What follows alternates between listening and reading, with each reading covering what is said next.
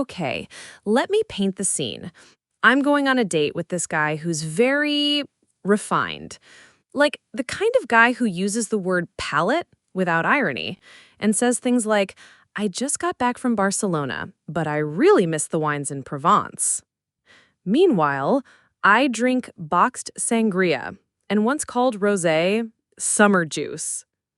Hi, I'm Lexi, and this is the story of how I faked being a wine expert to impress a man and ended up nearly bankrupt, fully embarrassed, and coughing violently into a linen napkin. Let's rewind. We're at this fancy restaurant. You know the type. Waiters in vests, tiny portions on massive plates. Everything smells like truffle oil and money. The waiter hands us the wine list. He looks at me and goes, "You seem like someone who knows wine. Do I?" I panic. I do not pass the wine vibe check. But I nod slowly, like I once vacationed in Tuscany with a man named Lorenzo. I'm thinking, just pick something with a French name and swirl it confidently. So, I scan the menu. Everything looks like Latin spells. Then I see something, Chateau de something something, 2008. I have no idea what it means, but it sounds old and rich. I say, let's try this one. The waiter raises an eyebrow, says, "Excellent choice, madame," which immediately makes me suspicious. Minutes later, he returns with the bottle, wrapped like it's the Holy Grail. He pours a little, hands it to me to taste. I take a sip. Try to channel wine expert energy. Except I inhale weird. It hits the back of my throat. I choke. I cough. I choke again. And then I spit. I spit it back into the glass. The date stares at me like I just cursed his bloodline. I try to recover, say, "Wow, full-bodied, really opens up the lungs." He just sips silently, like he regrets his life choices. Then I look at the menu again. The wine I ordered, $480. $480. I have $6.72 in my checking account and half a protein bar in my purse. That's it. I whisper to the waiter, "Is there like a way to return it?" He just smiles. "It's been opened." I mentally spiral. The date is now asking questions like, "What notes do you pick up?" And I'm over here sweating, thinking, debt. I pick up notes of debt. I try to fake it. Oh, yes, definitely earthy and emotional. Like if leather had feelings. He says, "That's so poetic." No, it's nonsense. I'm drowning. I spend the rest of the night pretending to enjoy this cursed wine, sipping it like holy water, and calculating how much plasma I'll need to sell to cover my half of the bill. At the end of the night, he offers to pay. I let him. But I Venmo him waiter with a note that says, "I'm sorry I lied. I know nothing about wine. Please use this toward therapy." We never saw each other again. Moral of the story: never pretend to be fancy if your heart lives at 7-Eleven. Wine menus are traps, written in French lies. And coughing into a crystal glass of expensive Cabernet is not a cute flex. Anyway, I'm Lexi. And if you ever saw a girl gasping into a cloth napkin while trying to sound like Gordon Ramsay's wine cousin, that was me. Tell me in the comments, what's your worst fake it till you make it moment? Pretended to know cigars? Salsa dancing? NFTs? Let's spiral with class. Love you, mean it. Lexi out.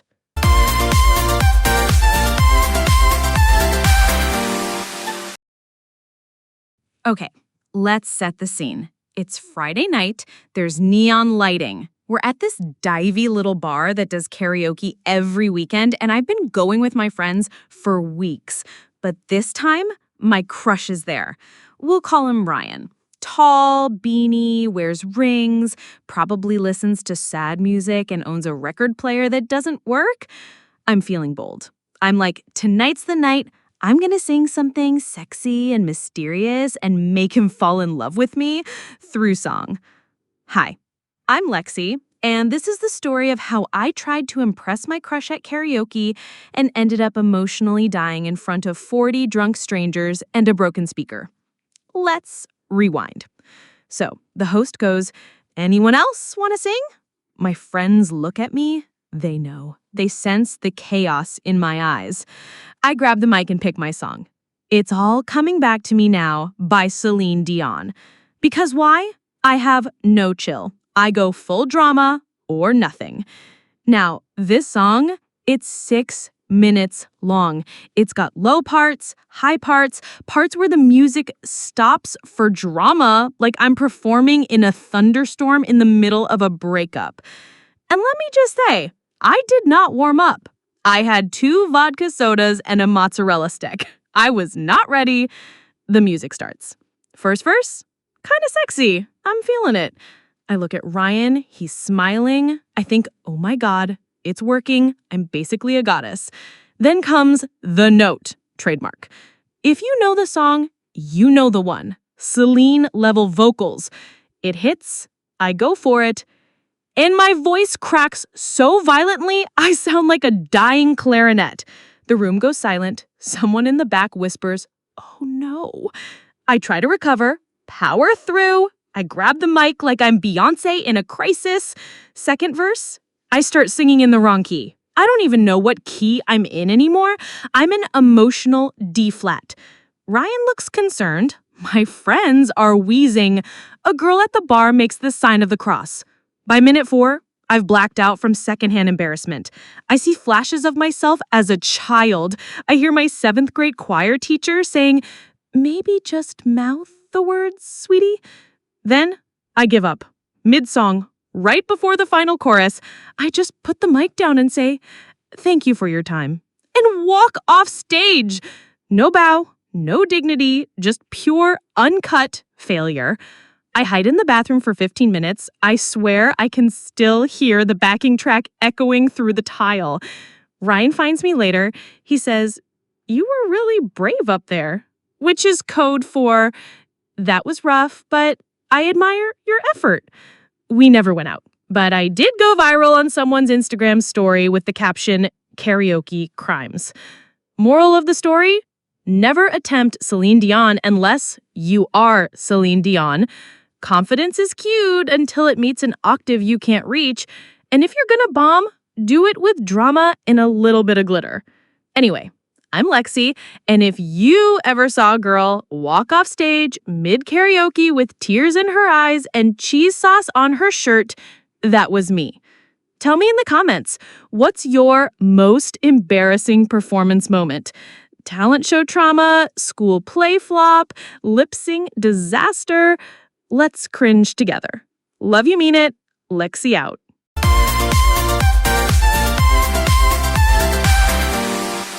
Okay, so I'm broke. I'm scrolling job listings, and I see this ad that says, hiring haunted escape room actors, costumes provided. Do I have any experience scaring people? No. Do I have drama? Always. So I apply. Hi, I'm Lexi, and this is the story of how I got a seasonal job at a haunted escape room and ended up locked in a smoke-filled murder basement with 6 teenagers and a deflated fog machine. Let's rewind. They assigned me to room 4, the Cursed Manor.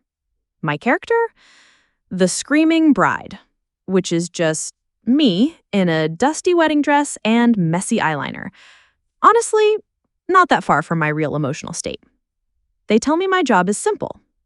Hide in the coffin, jump out, scream, disappear into the smoke. That's it. I'm like, easy. I've been ghosted before. I know the energy. Night of the gig, I climb into this creepy wooden coffin with a trap door in the back.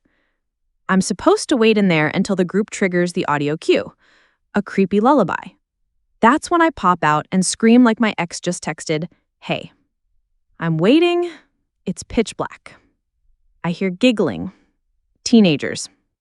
This is already bad. They come in loud, chaotic, definitely hopped up on soda and TikTok. Suddenly, the lullaby starts. I prepare. I'm in full method acting mode. Trapdoor creaks. I jump out, scream, hair wild, eyes wide, full banshee. They go feral. One kid throws a glow stick at me. Another one yells, "She's real! She's possessed!" A girl grabs a Bible out of her bag. Who brings a Bible to an escape room? They all panic and run into a corner. I try to exit through the trap door like I was told, but surprise! The trap door is jammed, like fully stuck. I'm now trapped in the room with the guests. I stay in character for a second, but then I break. I whisper, "Hey, I actually work here. I'm stuck. Please don't hit me again." They don't believe me. They think it's part of the act. One of them starts chanting. Another one tries to spritz me with Axe body spray like it's holy water. I slowly back into a corner, fog machine going off randomly like it's trying to cover my escape. I pull out my phone to call my manager. No signal. Because of course, this room is literally in a basement wrapped in lead-lined walls or some horror movie nonsense. So I just sit there, in a wedding dress, trapped in the corner, while teenagers argue about whether I'm AI. After 20 minutes, someone finally realizes we've been in there too long and sends another actor in, dressed as a butler, with zombie makeup. He looks at me. I'm crying, laughing, covered in fake cobwebs. The teens are screaming. He goes, "Yo, did they lock you in here?" I just nod. He sighs, "Yeah, that door sticks. Happens all the time." "What do you mean, all the time?" They free me. I walk past the snack table like a ghost bride who just finished her shift in purgatory. I quit the next day, took my $40 and 2 leftover Reese's and ran. Moral of the story? Seasonal jobs are cute until they involve teen exorcisms. Coffins should have an emergency exit button, and if someone sprays you with Axe body spray to get rid of your spirit, it kind of works actually. Anyway, I'm Lexi. And if you ever saw a girl in a tattered wedding dress cry in the parking lot of a haunted escape room, that was me. Tell me in the comments, what's your worst job experience? Retail trauma? Mascot costume? Horror-themed birthday party? Let's scream laugh about it. Love you, mean it. Lexi out.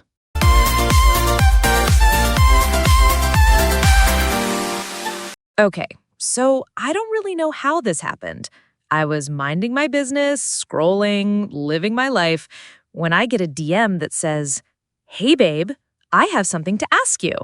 Instant anxiety. If someone uses sparkles in a message, you know it's a trap. Hi, I'm Lexi, and this is the story of how I became a bridesmaid for someone I barely knew, and it ended with debt, trauma, and me Googling how to fake your own disappearance. Let's rewind. The girl? Let's call her Rachel. We met once at a mutual friend's birthday brunch 3 years ago. We split a bottle of rosé and followed each other on Instagram. That's it. That was the relationship. So when she asks me to be in her wedding, I panic and say yes, because I'm weak, polite, and had just taken a gummy. I'm thinking, cute dress, champagne toast, done. Wrong. It starts immediately. She creates a group chat titled My Bride Babes. Plus, there are 9 of us. Only 3 people seem to know each other, and the rest of us are just trapped in this pink, glittery group text hell.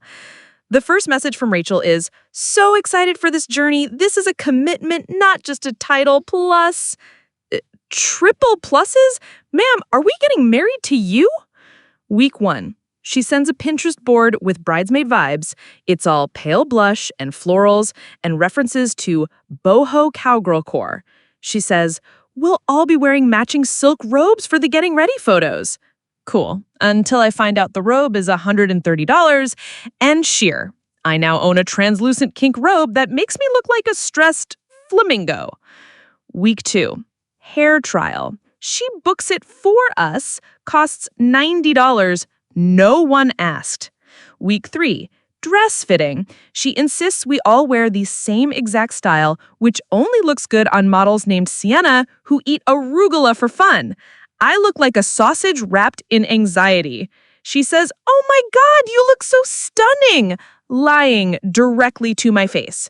Week 4, bachelorette weekend. She plans a 3-day trip to Nashville and the group chat goes fair roll. One girl says she can't afford it. Rachel replies, "Being a bridesmaid is an honor, not a financial decision." Girl, what? We end up in a rental house with 1 bathroom and 7 women wearing cowboy hats. There is crying. There is tequila. There is glitter in places where glitter should not be. I spend $427 on a weekend that gave me anxiety and a sunburn in the shape of a boot. The night before the wedding, Rachel sends a voice note. "I want tomorrow to be perfect. Please no dark nail polish, no winged eyeliner, and no speaking during my vows." No speaking? You want silence from Lexi? Okay, dictator. The wedding happens. It's fine.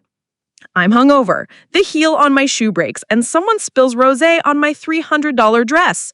Rachel cries, but like aesthetic crying. Her mom winks at me and whispers, "You're the fun one," which honestly healed me a little.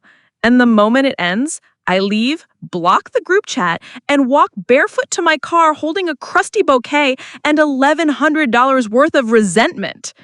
Moral of the story? Never say yes to a bridesmaid offer from someone you wouldn't text LOL to. Weddings are magical until you're part of the unpaid staff, and if the group chat has sparkles in the name, run. Anyway, I'm Lexi, and if you ever saw a girl fake laughing through a wedding while mentally calculating her financial losses, that was me. Tell me in the comments, what's your worst wedding experience? Disaster dress? Passed out groomsmen? Cake dropped mid-ceremony? Let's trauma bond in pastel tulle. Love you. Mean it. Lexi out.